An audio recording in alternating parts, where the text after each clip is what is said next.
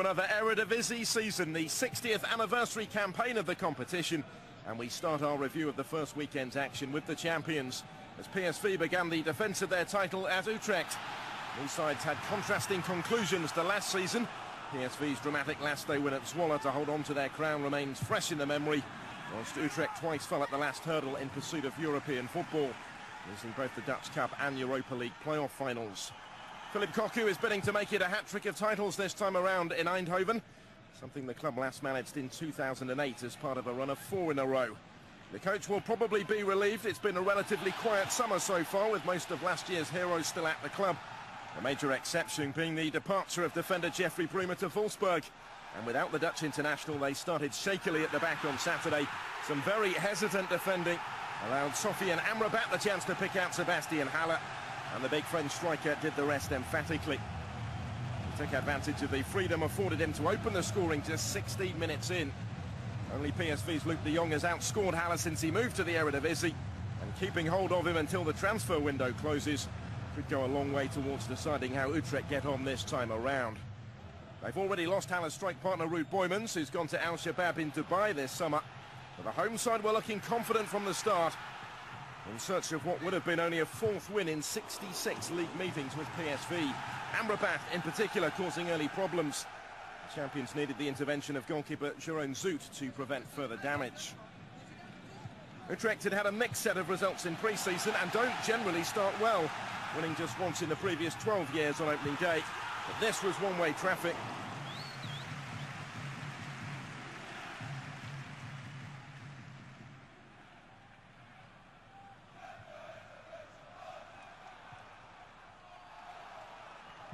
Having made a half-time change and gone 5 at the back, with new signing Daniel Schwab replacing Steven Bergwijn, whose first ever Eredivisie start lasted just 45 minutes.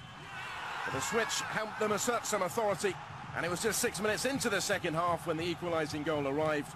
Davy Pröpper had been the match winner last week when PSV beat Feyenoord to win the Johan Cruyff Shield, and the midfielder was at it again on opening day. Technical director Marcel Brands said he expects to lose both Willems and Luciano Narsing in this transfer window, but no move has materialised yet for either of them, and PSV again have group stage football to offer in the Champions League. The Mexican midfielder Andres Guardado remains a key figure in the side as well, and it was he who was almost able to profit from a length of the field counter-attack that again ended with Rauter repelling the danger. Den Haag must have been sensing that danger going into the last 20 minutes, but Guardado's involvement was about to end as he was replaced by Gaston Pereiro shortly afterwards, which was to prove a significant substitution. Pereiro had only been on the pitch for 4 minutes when Lecania stepped aside to allow the young Uruguayan to take this free kick and find the bottom corner to complete the turnaround. Pereiro hit 11 goals last season in his first year in the Netherlands, and this was another key contribution at the start of the new campaign.